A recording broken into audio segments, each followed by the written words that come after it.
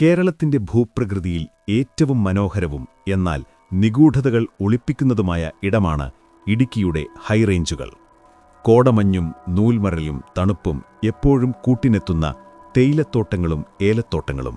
എന്നാൽ ആ മനോഹാരിതയ്ക്കും ശാന്തതയ്ക്കുമിടയിൽ മനുഷ്യമനസാക്ഷിയെ മരവിപ്പിക്കുന്ന ചില ക്രൂരതകൾ ചരിത്രത്തിൽ രേഖപ്പെടുത്തപ്പെട്ടിട്ടുണ്ട്.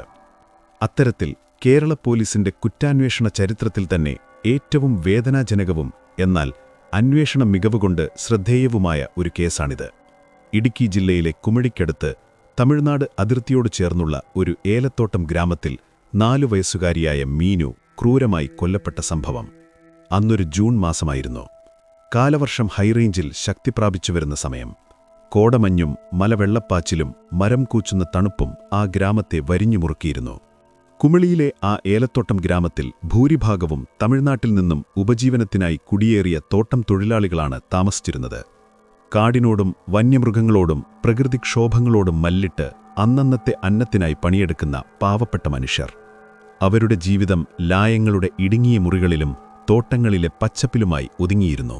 അന്ന് രാവിലെ പതിവുപോലെ മുതിർന്നവർ ജോലിക്കായി തോട്ടങ്ങളിലേക്ക് ഇറങ്ങി. സ്കൂൾ തുറക്കുന്ന സമയമായിരുന്നെങ്കിലും മഴ കാരണം പല കുട്ടികളും വീടുകളിൽ തന്നെ ഉണ്ടായിരുന്നു. ആ ലായങ്ങളിൽ താമസിച്ചിരുന്ന ഒരു കുടുംബത്തിലെ 4 വയസ്സുകാരിയായ പെൺകുട്ടിയും അന്ന് വീട്ടിലുണ്ടായിരുന്നു. അച്ഛനും അമ്മയും രാവിലെ തന്നെ പണിക്കുപോയി. അയൽപ്പക്കത്തെ സുരക്ഷിതത്വത്തിൽ മകളെ ഏൽപ്പിച്ചാണ് അവർ പോയത്. ആ ഗ്രാമത്തിൽ എല്ലാവരും പരസ്പരം അറിയുന്നവരും സ്നേഹിക്കുന്നവരുമായിരുന്നു. കുട്ടികൾ ലായങ്ങളുടെ മുറ്റത്തും പരിസരത്തുമായി കളിച്ചു നടന്നു. സമയം ഉച്ചയോടടുത്തു. നിർത്താതെ പെയ്യുന്ന മഴയ്ക്കിടയിലും കുട്ടികളുടെ കളിചിരികൾ ആ ഗ്രാമത്തിൽ ഉയർന്നു കേട്ടിരുന്നു. കുട്ടികൾ കൂട്ടമായി തോട്ടത്തിനുള്ളിലേക്ക്, വലിയ മരങ്ങൾക്ക് താഴെ വീണുകിടക്കുന്ന കായ്കൾ പെറുക്കാനും കളിക്കാനുമായി പോയി. ലായങ്ങളിൽ നിന്നും അല്പം മാറി തോട്ടത്തിനുള്ളിലെ ഒരു വലിയ ജാതിമരത്തിന് ചുവട്ടിലേക്കായിരുന്നു അവർ പോയത്. ആ വലിയ മരത്തിനു താഴെയായി ശിഖരങ്ങൾക്കിടയിൽ പ്രകൃതിദത്തമായ ഒരു വലിയ പൊത്തുണ്ടായിരുന്നു. കളിക്കിടയിൽ ആ മരപ്പൊത്തിലേക്ക് നോക്കിയ കുട്ടികൾ ഞെട്ടിത്തരിച്ചുപോയി. അവിടെ ആ മരപ്പൊത്തിനുള്ളിൽ 4 വയസ്സുകാരിയായ ആ പെൺകുട്ടി അനക്കമില്ലാതെ കിടക്കുന്നു. കുട്ടികളുടെ നിലവിളി കേട്ട് ഗ്രാമം ഓടിക്കൂടി. പേമാരിയെയും വകവയ്ക്കാതെ ആളുകൾ ആ മരച്ചുവട്ടിലേക്ക് പാഞ്ഞു.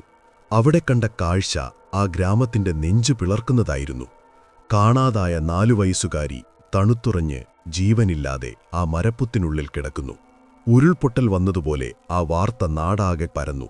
വിവരമറിഞ്ഞയുടൻ എസ്റ്റേറ്റ് സൂപ്പർവൈസർ കുമളി പോലീസ് സ്റ്റേഷനിൽ വിവരമറിയിച്ചു. അന്നവിടെ സർക്കിൾ ഇൻസ്പെക്ടറായിരുന്നത് കാനിൽ ശ്രീനിവാസ് എന്ന ഉദ്യോഗസ്ഥനായിരുന്നു. രാഷ്ട്രപതിയുടെ ജീവൻ രക്ഷാ മെഡൽ ഉൾപ്പെടെ നേടിയിട്ടുള്ള വളരെ സമർത്ഥനായ ഒരു ഉദ്യോഗസ്ഥൻ.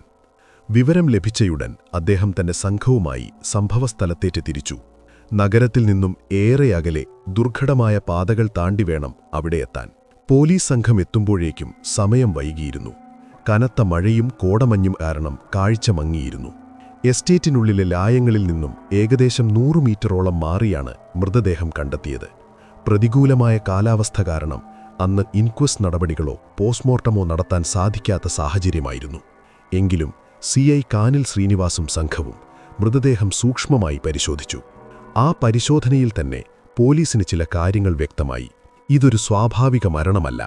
കുഞ്ഞിന്റെ മൃതദേഹം കമിഴ്ന്നു കിടക്കുന്ന രീതിയിലായിരുന്നു. സൂക്ഷ്മമായ പരിശോധനയിൽ കുഞ്ഞിന്റെ കണ്ണുകൾക്കും പുരികത്തിനും ചുണ്ടുകൾക്കും ചുറ്റും പൊള്ളലേറ്റ പാടുകൾ കണ്ടെത്തി. അത് തീപിടിച്ചുണ്ടായ വലിയ പൊള്ളലായിരുന്നില്ല. മറിച്ച് തീപ്പെട്ടിയോ ലൈറ്ററോ ഉപയോഗിച്ച് സ്കിൻ കരിഞ്ഞുപോകുന്ന രീതിയിൽ ഏൽപ്പിച്ച പൊള്ളലുകളായിരുന്നു. കൂടാതെ കുഞ്ഞിന്റെ സ്വകാര്യ ഭാഗങ്ങളിൽ മാരകമായ മുറിവുകളും കണ്ടു. ആരോ ആ കുഞ്ഞിനെ ക്രൂരമായി ലൈംഗികമായി ഉപദ്രവിച്ചിട്ടുണ്ടെന്നും അതിനുശേഷമാണ് മരണം സംഭവിച്ചതെന്നും പോലീസിന് വ്യക്തമായി. മൃതദേഹം കണ്ടെത്തിയ സ്ഥലം, മരപ്പൊത്ത്, അവിടുത്തെ സാഹചര്യങ്ങൾ എന്നിവയെല്ലാം പോലീസ് വിലയിരുത്തി. പിഞ്ചുകുഞ്ഞിനെ ഇത്ര ക്രൂരമായി പീഡിപ്പിച്ച് കൊലപ്പെടുത്താൻ തക്ക വൈകൃതമുള്ള ഒരാൾ ആരായിരിക്കും? പോലീസ് നായയെ കൊണ്ടുവന്നെങ്കിലും മഴ കാരണം തെളിവുകൾ മിക്കതും മാഞ്ഞുപോയിരുന്നു. വിരലടയാള വിദഗ്ധരും സയന്റിഫിക് ഉദ്യോഗസ്ഥരും സ്ഥലത്തെത്തി പരിശോധനകൾ നടത്തി. കുട്ടികൾക്കെതിരായ കുറ്റകൃത്യങ്ങൾ, പ്രത്യേകിച്ച് കൊലപാതകങ്ങൾ, തെളിയിക്കുക എന്നത് പോലീസിനെ സംബന്ധിച്ചിടത്തോളം വലിയ വെല്ലുവിളിയാണ്. മുതിർന്നവരാണെങ്കിൽ അവരുടെ മുൻകാല ശത്രുതയോ സാമ്പത്തിക ഇടപാടുകളോ വ്യക്തിവിരോധമോ ഒക്കെ അന്വേഷണത്തിന് വഴികാട്ടിയാകും. എന്നാൽ കളിച്ചു നടക്കുന്ന ഒരു 4 വയസ്സുകാരിക്ക് ആരുമായി ശത്രുതയുണ്ടാകാനാണ്? ഇവിടെ സാഹചര്യ തെളിവുകളും ശാസ്ത്രീയമായ തെളിവുകളും മാത്രമാണ് പോലീസിന് ആശ്രയം. ആ ഗ്രാമത്തിന്റെ ഭൂമിശാസ്ത്രപരമായ പ്രത്യേകതകൾ പോലീസ് ആദ്യം വിശകലനം ചെയ്തു. പുറത്തുനിന്നുള്ള ഒരാൾക്ക് പെട്ടെന്ന് വന്ന് കൃത്യം നടത്തി മടങ്ങുക എന്നത് അസാധ്യമാണ്. പ്രധാന റോഡിൽ നിന്നും കിലോമീറ്ററുകൾ ഉള്ളിലാണ് ഈ സ്ഥലം. അവിടെ എത്തണമെങ്കിൽ ജീപ്പ് പോകാവുന്ന വഴിയിലൂടെ സഞ്ചരിച്ച് പിന്നെയും നടക്കണം. ഈ വഴിയിൽ ഒരു കവലയും അവിടെ ഒരു ചായക്കടയുമുണ്ട്. പകൽ സമയത്ത് ആ ചായക്കടയിൽ എപ്പോഴും ആളുണ്ടാകും. അപരിചിതരായ ആരെങ്കിലും അതുവഴി കടന്നുപോയിരുന്നെങ്കിൽ തീർച്ചയായും അത് ശ്രദ്ധിക്കപ്പെടുമായിരുന്നു. സംഭവം നടന്ന ദിവസം രാവിലെ 10:30ക്കും 11:30ക്കും ഇടയിലാണ് കൊലപാതകം നടന്നതെന്ന് പോലീസിന് ഏകദേശ ധാരണ ലഭിച്ചു. ഈ സമയത്ത് അപരിചിതരാരെയും ഗ്രാമവാസികൾ കണ്ടിട്ടില്ല. അതിനാൽ പ്രതി ആ ഗ്രാമത്തിൽ തന്നെയുള്ള അല്ലെങ്കിൽ ആ എസ്റ്റേറ്റുമായി അടുത്തു ബന്ധമുള്ള ഒരാളായിരിക്കണം എന്ന് പോലീസ് ഉറപ്പിച്ചു. പോലീസ് അന്വേഷണം ഗ്രാമവാസികളിലേക്ക് തിരിഞ്ഞു.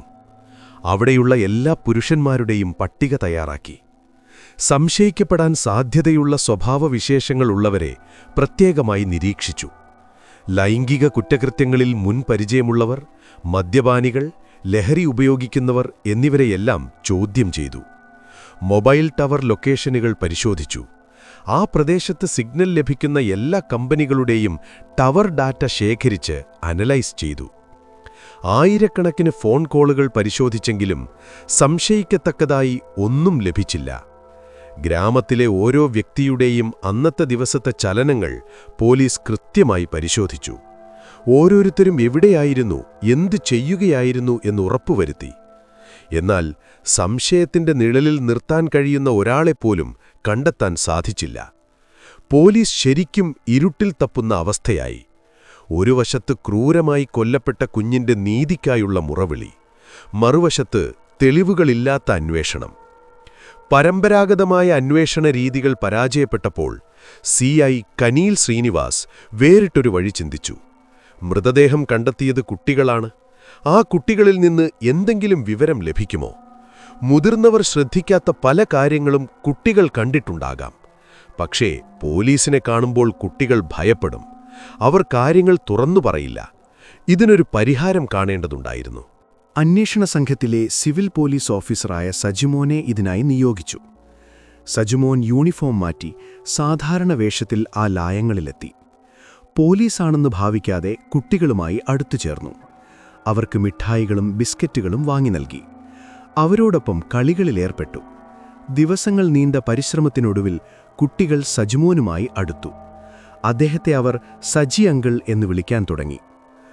കൂട്ടത്തിൽ മരിച്ച കുട്ടിയുടെ ഉറ്റ സുഹൃത്തായ അതേ പ്രായമുള്ള മറ്റൊരാൺകുട്ടിയുണ്ടായിരുന്നു. അവൻ സജിമോനുമായി വലിയ കൂട്ടായി.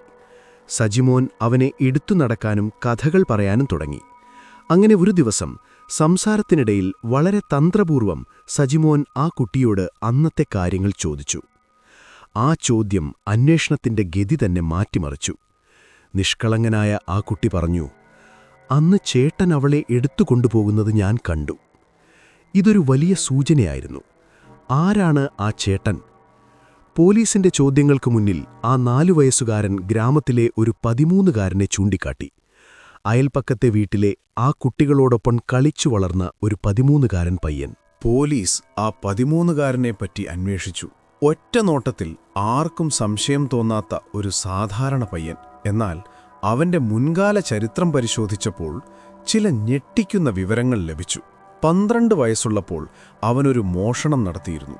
ഒരു വീടിന്റെ മേൽക്കൂരയിലെ ആസ്ബറ്റോസ് ഷീറ്റ് പൊളിച്ച് അകത്തിറങ്ങി അവിടെയുണ്ടായിരുന്ന കോപ്പർ കമ്പികൾ മോഷ്ടിച്ച സംഭവമായിരുന്നു അത്. ഒരു മുതിർന്ന കള്ളൻ പോലും ചെയ്യാൻ മടിക്കുന്ന തരത്തിലുള്ള റിസ്ക് എടുത്തുള്ള മോഷണം. അതവന്റെ ക്രിമിനൽ മനസ്സിന്റെ ആദ്യ ലക്ഷണമായിരുന്നു. പക്ഷെ 4 വയസ്സുകാരന്റെ മൊഴി മാത്രം വെച്ച് ഒരു കുട്ടിയെ പ്രതിയാക്കാൻ കഴിയില്ല. ശക്തമായ തെളിവുകൾ വേണം.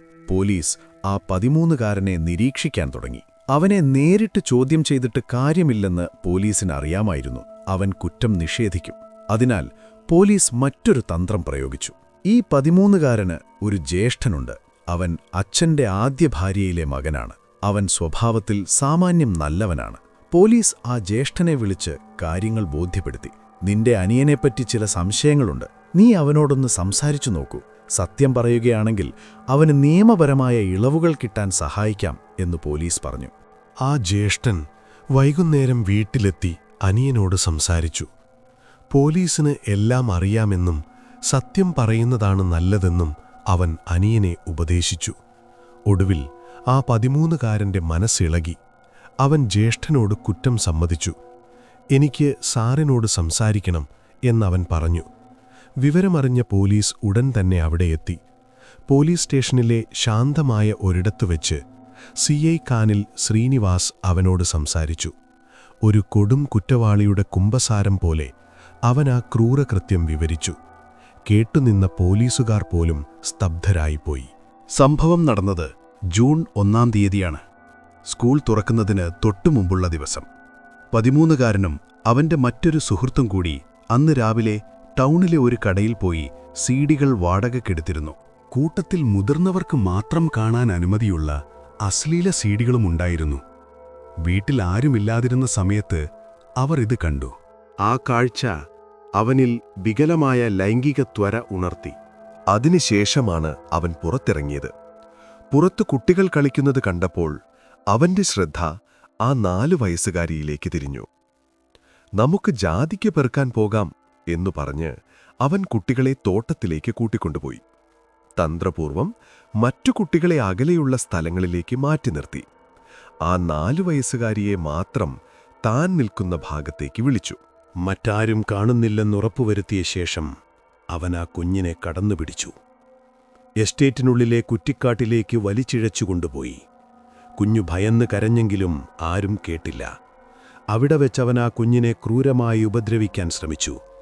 എന്നാൽ കൊച്ചുകുട്ടിയായതിനാൽ അവന് വിചാരിച്ചതുപോലെ ഒന്നും ചെയ്യാൻ കഴിഞ്ഞില്ല. അവിടെ കിടന്ന ഒരു പേരമരത്തിന്റെ കമ്പ് അവൻ കൈക്കലാക്കിയിരുന്നു.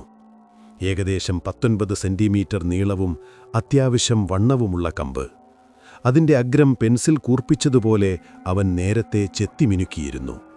തനിക്ക് വിചാരിച്ച രീതിയിൽ കാര്യങ്ങൾ നടക്കാതെ വന്നപ്പോൾ മൃഗീയമായ ദേഷ്യത്തോടെ അവൻ ആ കൂർത്ത കമ്പ് കുഞ്ഞിന്റെ ശരീരത്തിലേക്ക്, സ്വകാര്യ ഭാഗങ്ങളിലേക്ക് ബലമായി കയറ്റി. കുഞ്ഞു വേദന കൊണ്ട് പുളഞ്ഞ് കൈകാലിട്ടടിച്ചു. ചോര വാർന്നവൾ ബോധരഹിതയായി. കുഞ്ഞു മരിച്ചോ എന്നവന് സംശയമായി. അത് പരിശോധിക്കാൻ അവൻ ചെയ്തത് അതിലും വലിയ ക്രൂരതയായിരുന്നു. കയ്യിലുണ്ടായിരുന്ന സിഗരറ്റ് ലൈറ്റർ കത്തിച്ച് കുഞ്ഞിന്റെ കൺപീലികളിലും ചുണ്ടിലും തീ കാണിച്ചു. കുഞ്ഞനങ്ങുന്നില്ലെന്നുറപ്പായപ്പോൾ അവൻ മൃതദേഹം അവിടെ ഉപേക്ഷിച്ചു. കുറ്റം ചെയ്തതിനു ശേഷം അവൻ കാണിച്ച ബുദ്ധി അതിശയകരമായിരുന്നു. താൻ പിടിക്കപ്പെടാതിരിക്കാൻ അവൻ കൃത്യമായ പ്ലാൻ തയ്യാറാക്കി. മൃതദേഹം കണ്ടെത്തിയത് താനാണെന്നു വന്നാൽ പോലീസ് സംശയിക്കും. അതുകൊണ്ട് മൃതദേഹം മറ്റാരെയെങ്കിലും കൊണ്ട് കണിപ്പിക്കണം. അതിനായി അവൻ വീണ്ടും കുട്ടികളെ വിളിച്ചുകൂട്ടി. നിങ്ങൾ ആ ഭാഗത്തേക്ക് പോയി നോക്കൂ, അവിടെ ജാതിക്ക കിടപ്പുണ്ടാകും എന്നു പറഞ്ഞ് അവൻ മറ്റു കുട്ടികളെ മൃതദേഹം കിടക്കുന്ന ഭാഗത്തേക്ക് പറഞ്ഞയച്ചു. താൻ ഒന്നും അറിയാത്തതുപോലെ മാറി നിന്നു. കുട്ടികൾ മൃതദേഹം കണ്ട് നിലവിളിച്ചപ്പോൾ അവരോടൊപ്പം അവനും ഓടിച്ചെന്നു. ഒന്നും അറിയാത്തവനെപ്പോലെ അഭിനയിച്ചു. ഒരു 13കാരന് ഇത്രയും ക്രൂരമായി ചിന്തിക്കാനും പ്രവർത്തിക്കാനും കഴിയുമോ എന്ന് അന്വേഷണ ഉദ്യോഗസ്ഥർ അത്ഭുതപ്പെട്ടു. അവന്റെ ഉപയോഗിച്ച ലൈറ്ററും പേരക്കമ്പുമെല്ലാം കണ്ടെടുത്തു. എന്താണ് ഒരു കുട്ടിയെ ഇത്രയും വലിയ കുറ്റവാളിയാക്കിയത്? പോലീസ് അവന്റെ കുടുംബ പശ്ചാത്തലം പരിശോധിച്ചു. വളരെ സങ്കീർണമായ ഒരു കുടുംബാവസ്ഥയായിരുന്നു അവന്റേത്. അവന്റെ അമ്മയുടെ ആദ്യ ഭർത്താവ് മരത്തിൽ നിന്ന് വീണ് മരിച്ചതായിരുന്നു. അതുവരെ സന്തോഷകരമായിരുന്ന ആ കുടുംബം അതോടെ തകർന്നു. ഭർത്താവിന്റെ മരണം ആ സ്ത്രീയുടെ മാനസിക നില തെറ്റിച്ചു. അവരെ സംരക്ഷിക്കാനായി ഭർത്താവിന്റെ ഒരു സുഹൃത്ത് ആ വീട്ടിൽ താമസമാക്കി. എന്നാൽ അയാളും ദുരൂഹമായ സാഹചര്യത്തിൽ മരണപ്പെട്ടു. അമ്മയ്ക്ക് മാനസികാസ്വാസ്ഥ്യമുള്ളതിനാൽ കുട്ടികളെ ശരിയായി ശ്രദ്ധിക്കാനോ നല്ലതും ചീത്തയും പറഞ്ഞുകൊടുക്കാനോ ആരുമുണ്ടായിരുന്നില്ല. അനിയന്ത്രിതമായ സ്വാതന്ത്ര്യവും തെറ്റായ കൂട്ടുകെട്ടുകളും മൊബൈലിന്റെയും ഇന്റർനെറ്റിന്റെയും ദുരുപയോഗവും ആ കുട്ടിയെ വഴിതെറ്റിച്ചു.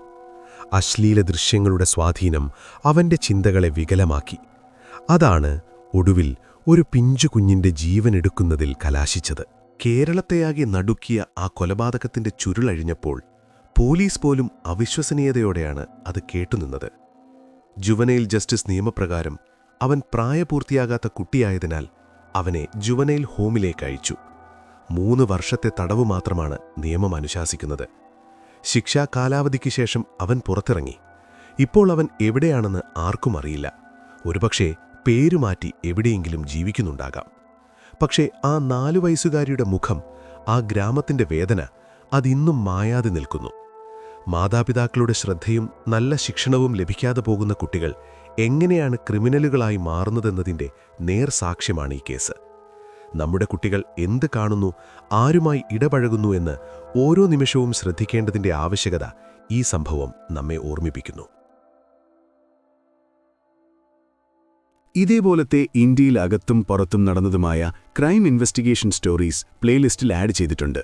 കേൾക്കുക, അഭിപ്രായം അറിയിക്കുക.